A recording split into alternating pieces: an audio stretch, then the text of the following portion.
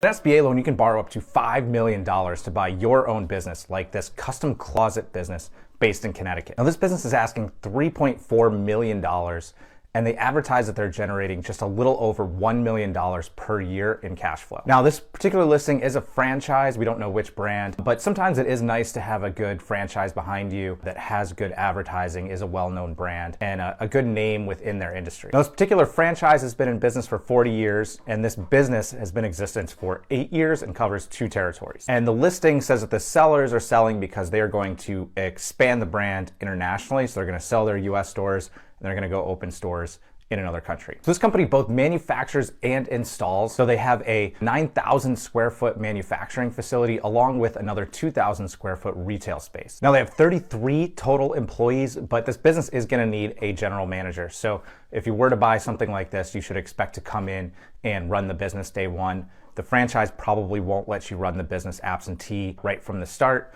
If that is more of what you're looking for, you should plan to go work there for a year or two, hire someone to take over a lot of your responsibilities, and then they become the general manager. And it looks like with this franchisor, they're not requiring you to have a construction background. Some do. They really want to see more that you have sales, marketing, general business acumen. Now, custom closets are not exactly recession resistant. They are in a very high income Fairfield County, New York. So that does give it some resilience. You tend to get a little less sensitivity in those higher end markets. And of course, whenever you buy a franchise, the franchise's requirements as far as net worth and liquidity are going to be a lot higher than the bank's requirements to get the loan. A lot of franchises, it's pretty normal to see that they want at least $1 million net worth. We don't know exactly for this one, but typically the SBA and the banks, it's easy to get loans to buy a business.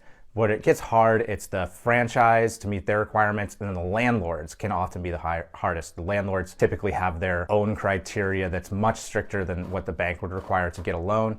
In this instance, there probably isn't going to be much of a landlord issue. I doubt the retail space is that primely located that the landlord's going to have really high criteria for renting space from them. The good news, though, is a lot of franchises and landlords are a lot more lenient on resales because it's known what the business is generating. You're not going to need to come with as much liquidity because the business is generating free cash flow, so funding of the business isn't coming out of your pocket. So what do you think? Would you buy this business? Reach out if you want to buy a business together.